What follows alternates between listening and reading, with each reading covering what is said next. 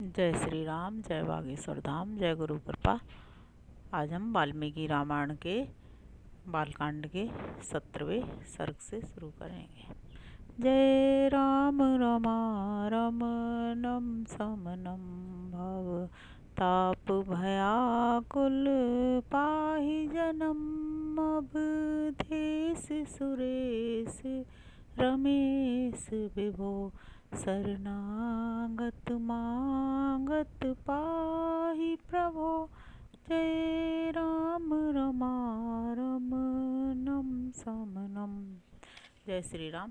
जब भगवान विष्णु महामनस्वी राजा दशरथ के पुत्र भाव को प्राप्त हो गए, तब भगवान ब्रह्मा जी ने संपूर्ण देवताओं से इस प्रकार कहा। देवगण, भगवान विष्णु सत्य प्रतिज्ञ वीर और हम सब लोगों के हितैषी हैं। तुम लोग उनके सहायक रूप से ऐसे पुत्रों की सृष्टि करो जो बलवान, इच्छानुसार रूप धारण करने में समर्थ, माया जानने वाले, सूरवीर, वायु के समान वेगशाली, नीतिज्ञ, बुद्धिमान, विष्णु तुल्य पराक्रमी, किसी से परास्त न होने वाले, तरह तरह के उपायों के जानकार, दिव्य शरीरधारी तथा अमृत भोजी, देवताओं के समान सब प्रकार की अस्त्र विद्या के गुणों से संपन्न हो। प्रधान प्रधान अप्सराओं, गंधर्वों की स्त्रियों, यक्ष और नागों की कन्याओं, रीछों की स्त्रियों, विद्याधरियों, किन्नरियों तथा वानरियों के गर्भ से वानर रूप में अपने ही तुल्य पराक्रमी पुत्र उत्पन्न करो। मैंने पहले से ही ऋक्षराज जामवान की सृष्टि कर रखी है। एक बार मैं जमाई ले रहा था, उसी समय वह सहसा मेरे मुंह से प्रकट हो गया। भगवान ब्रह्मा के ऐसे कहने पर देवताओं ने उनकी आज्ञा स्वीकार की और वानर रूप में अनेकानेक पुत्र उत्पन्न किए। महात्मा, ऋषि, सिद्ध, विद्याधर, नाग और चारणों ने भी वन में विचरने वाले वानर भालुओं के रूप में वीर पुत्रों को जन्म दिया। देवराज इंद्र ने वानर राज बाली को पुत्र रूप में उत्पन्न किया, जो महेंद्र पर्वत के समान विशालकाय और बलिष्ठ था। तपने वालों में श्रेष्ठ भगवान सूर्य ने सुग्रीव को जन्म दिया। बृहस्पति ने तार नामक महाकाय वानर को उत्पन्न किया, जो समस्त वानर सरदारों में परम बुद्धिमान और श्रेष्ठ था। तेजस्वी वानर गंधमादन कुबेर का पुत्र था। विश्वकर्मा ने नल नामक महान वानर को जन्म दिया। अग्नि के समान तेजस्वी श्रीमान नील साक्षात अग्निदेव का ही पुत्र था।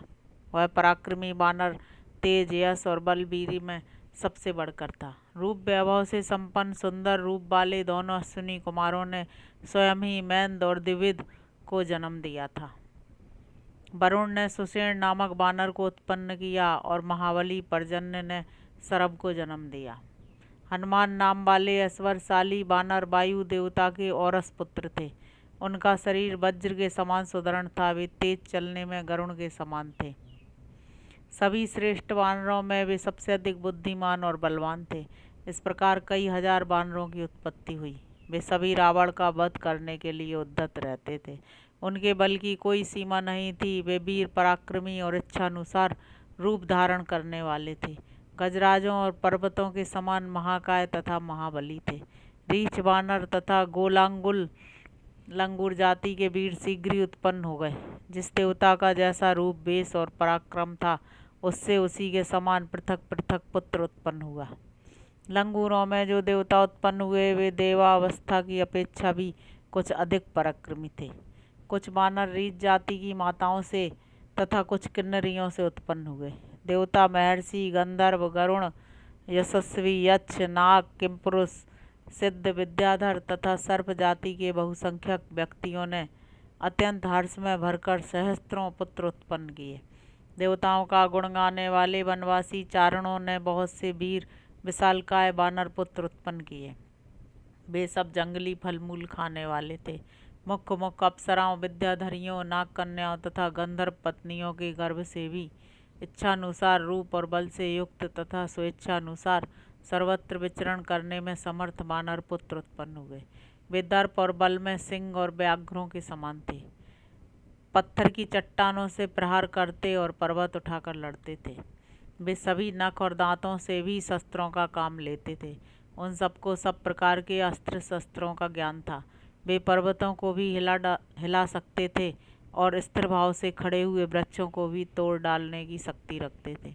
अपने वेग से सरिताओं के स्वामी समुद्र को भी क्षुब्ध कर सकते थे। उनमें पैरों से पृथ्वी को विदीर्ण कर डालने की शक्ति थी।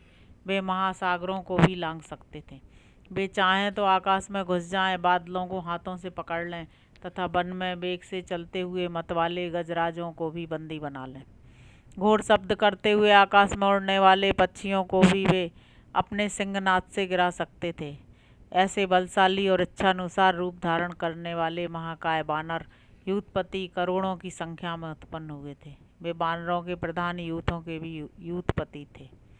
उन यूथपतियों ने भी ऐसे वीर बानरों को उत्पन्न किया था जो यूथपों से भी श्रेष्ठ थे, और वे और ही प्रकार के बानर थे। इन प्राकृत बानरों से विलक्षण थे।